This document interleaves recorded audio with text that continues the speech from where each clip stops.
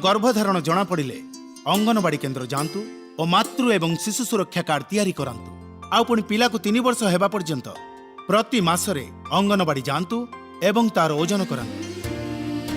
अरे बास बास दीदी सबू तरकारी एठी दे देलो एबे तुमे कोन खाइबो? ए चटनी पड़ीछि मु ता सह खाई देबी। वाह भाई केते बड़ त्यागर देबी। हां जने डाक्टर को जानिछि मु से कम बुद्धिर पिला मानकु चिकित्सा करंती केबे थरे जीवा तो चिन्हा परिचय करे देबी।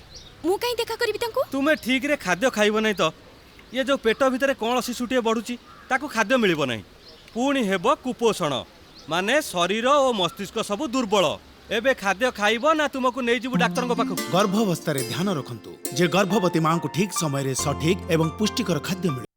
अरे काका एई देखो अरे माइपी बोलिया बंशर ना को बदनाम करदेला। मो स्त्री गर्भवती अछि एबे ताकू पूरा आराम न मिलिले हमर हेबाकु थिबा संतान ऊपर ही प्रभाव पड़िबो ना ताहेले मु वंशर ना बुड़ौची ना रक्षा करूची कोन काका कुह। गर्भावस्था रे ध्यान रखंतु जे गर्भवती मां दिन रे अति कम रे 2 घंटा निश्चय आराम करंतु एवं राति रे अति कम रे 8 घंटा सुंतु ता सहित घरे एक खुशीर परिवेश सर्वदा रहू।